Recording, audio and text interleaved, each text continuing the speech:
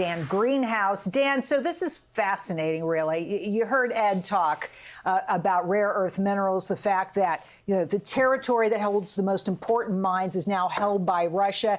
Also, of course, we're looking at oil because so much of Russian oil fuels China, India. It's obviously in play here. What are investors making of these conversations? Is there an impact to the markets? Yeah, there's certainly an impact, certainly in the commodity market, as you mentioned. With respect to the rare earths, clearly this has been bandied about as a negotiating tool on all parties. The U.S. has an interest in Ukrainian regions with the rare earths, and there have been stories that President Trump is willing to negotiate on that front with respect to Vladimir Putin in terms of getting peace. And on the oil side of things, on the one hand, oil flows out of Russia have been largely unchanged. The destinations are different.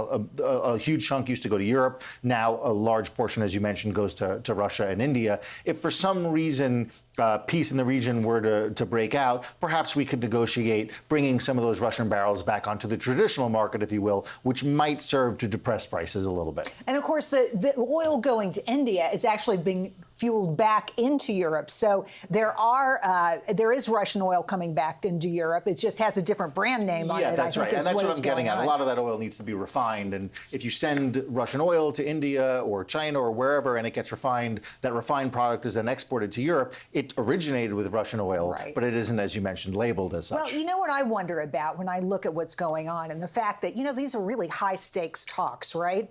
And the president is saying, if I don't get a good answer in 2 minutes, I'm out of there. He thinks this is going to be a very short conversation, potentially. Is it possible for there to be some kind of black swan out of this, where there's something that happens that we don't expect and that hits markets? Yeah, absolutely. On the one hand, I don't think anybody following this thinks he's actually going to leave within 2 to 5 minutes, let's say.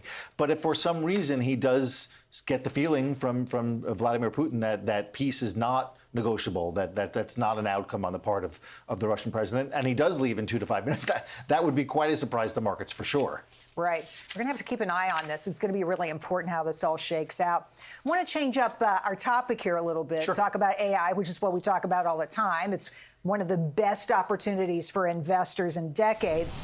What's interesting, though, about what's going on with AI investing right now is that it's been the preserve of the huge tech stocks, right? I mean, those are the ones that have really benefited.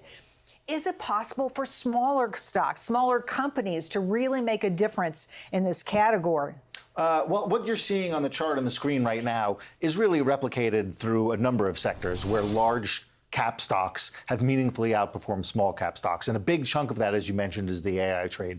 So when a lot of people think about AI and the CapEx that's being spent, they think NVIDIA, they think Broadcom, Facebook, et cetera, et cetera. Yeah. But there are a whole host of companies, large companies in other sectors, GE Vernova, Vertiv, and other companies in the industrial space, if you will, that are also doing very well, that is resulting in a huge gap in those sectors between large and small cap stocks also. So that chart, while valid, isn't the exclusive domain of technology. It's everywhere. And according to your notes, 65% of S&P stocks are trading above their 50-day moving average. That's very good news. So apparently, there are more companies that are going to benefit from this, correct? Oh, there's a lot of companies that benefit, again, across sectors. I mean, to be clear, the majority are in the technology space, a huge chunk are in the industrial space, but there are some in consumer discretionary, there are some in some other sectors as well. The point about the market breadth argument is there are a lot of people running around saying market breadth is terrible. It's not. It's not great by any means. You'd like to see it better. And there's a number of different ways you can measure this,